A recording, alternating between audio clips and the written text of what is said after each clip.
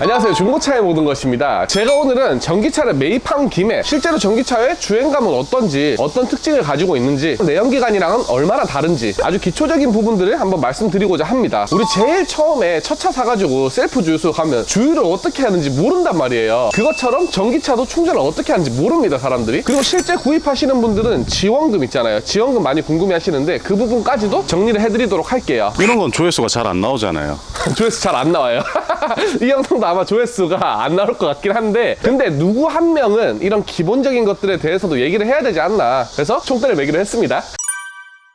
전기차는 크게 세 가지 종류가 있어요. 우리가 많이 접했던 그냥 일반 하이브리드, 뭐 렉서스 ES나 그랜저 IG 하이브리드, 내연기관에 전기 모터를 추가를 해서 저속일 때는 전기를 쓰고요. 그리고 뭐 고속주행 할 때는 이제 엔진을 도와주는 그런 역할을 하는 게 하이브리드 차량이고요. 플러그인 하이브리드라고 또 있습니다. 그것도 요즘 많이 팔리는데 기본적으로는 하이브리드랑 비슷합니다. 그런데 외부에서 전기 충전이 가능하다라는 거예요. 그게 플러그인 하이브리드고, 세 번째가 이제 EV, 순수 전기차입니다. 요 친구 같은 경우는 엔진이 없어요. 뭐 엔진이 없다고? 엔진 여기 있잖아. 할 수 있어요. 근데 안 뜯깁니다. 여기 이게 있어요. 짜자잔. 전기를 충전하고 그 전기에서 모터로 힘을 주고, 배터리를 충전하고 그 배터리로 모터를 구동을 합니다. 그럼 그 모터가 그냥 바퀴를 굴려준다. 그렇게 단순하게 보면 돼요. 어떻게 보면 약간 미니카랑 비슷하죠. 원래 자동차를 만들 때 약 2만 개의 부품이 이제 결합이 돼서 사용을 하는 건데, 전기차 같은 경우는 훨씬 더 부품이 적게 들어가요. 한 10,000개 정도 들어간다고 하는데, 얘는 막 열을 식혀줘야 될 필요성이 크지 않기 때문에 라지에이터도 없어요. 그럼 무게도 훨씬 가벼워지겠네요? 무겁지. 배터리가 엄청나게 무겁기 때문에 공차 중량이 무거워요, 생각보다. 장단점이 있지만 부품이 많이 없다는 거는 고장날 게 많이 없어진다라는 말이거든요. 그래서 자잘한 소모품 정비할 게 굉장히 적어진다는 거죠. 기름값은 비싸나요? 기름값이 아니죠. 전기료죠, 전기료. 네, 전기료. 연 2만 킬로 주행한다고 가정했을 때 얼마 정도가 나오냐. 한 연비가 10km 나오는 차랑 비교했을 때 한 3배 정도 차이가 나더라고요. 3배 이상 납니다. 그럼 도대체 충전을 어떻게 하느냐. 이게 되게 기초적인 건데 어디 가서 물어보기는 좀 부끄럽잖아요. 제가 알려드릴게요. 전기차는 이제 신기하게 주유구 버튼이 우리가 기존에 보던 주유구 버튼이 아니라 콘센트 꽂는 것 같은 버튼이 새로 생겼어요. 일단 그건 누르면 이게 열리고요. 아니면 가까이서 눌러도 열리게 됩니다. 이렇게 생겼어요. 이제 이렇게 해서 여기 단자에 콘센트를 딱 꽂는 게 있는 거거든요. 이렇게 220V로 가정용 충전기로 충전하는 방법도 있습니다. 가정용 같은 경우는 되는 차도 있고 안 되는 차종도 있어요. 별도로 이런 걸 사야 되는데 금액은 한 20만 원 초반 정도 합니다. 실제로 지금 아이오닉을 충전하고 있는 건데, 이제 이런 식으로 여기 그냥 꽂아서 사용하는 거예요. 그리고 전기차를 사기 전에 꼭 확인을 해야 될 거는, 인프라가 갖춰지기 전까지는 구매를 좀 재고하시는 게 나을 수 있어요. 이게 이렇게 생각하면 돼요. 거의 그냥 내가 주유를 하고 싶은데 주유소가 주변에 없다라는 거랑 똑같은 거고, 전기차는 특성상 한번 이제 충전을 시작하면 시간이 그냥 주유소처럼 5분 안에 끝나는 게 아니에요. 길게는 막 1시간 이상도 기다려야 되는 상황이 나올 수 있기 때문에 항상 충전소를 염두에 두고 차량을 구입해야 됩니다.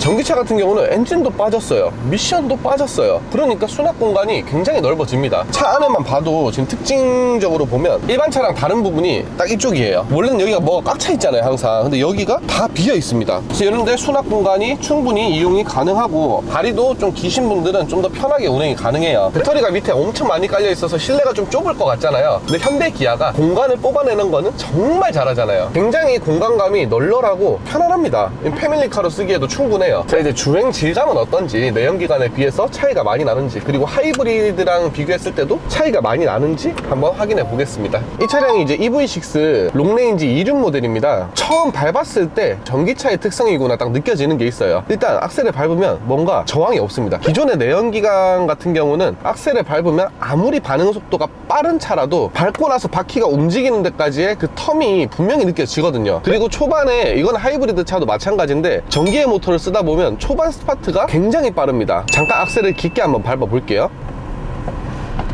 이렇게 되면 스포츠카에 스타트하는 걸 부럽지 않을 정도의 출력을 내면서 달릴 수가 있어요. 시내 주행에서 붙었을 때는 내가 운전만 잘한다면 어떤 스포츠카도 이길 수 있는 그런 차가 전기차다라고 생각하면 됩니다. 처음에 제가 이 차를 볼 때 딱 생각을 했어요. 아니, 무슨 스포티지보다 조금 큰 게 무슨 저렇게 비싸냐. 그런데 타보면서 확실히 느껴지는 거는 분명히 이 차를 원하는 구매자가 있겠구나라는 생각이 듭니다. 일단 엔진 소리 하나도 안 들려요. 지금 차 안에서 나오는 에어컨 바람 소리가 실외에서 들리는 소리보다 더 큽니다. 큽니다. 에어컨 소리가 더 커요. 원래는 엔진 소리도 들리고 하체 소음도 들리고 막 같이 이렇게 들려야 되는데 그 중에 하나가 없어지니까 어느 정도 노면 소음이나 충격이 올라와도 조용하다라는 느낌이 듭니다. 진짜 운전 좋아하시는 분들이 탈만 나겠다 이거는. 그리고 브레이크 같은 경우도 전기차 같은 경우는 내연기관과 비교했을 때 이질감이 많이 든다라는 얘기가 많아서 얼마나 이상하지? 많이 이상할까? 걱정을 했었어요. 제가 엄청 많이 전기차를 여러 개를 타본 건 아니지만 브레이크가 진짜 이상해서 막 사고가 날 뻔했다거나 잘 못 멈췄다거나 그런 적은 한 번도 없습니다. 오히려 저는 브레이크 성능이 좋은 것 같아요.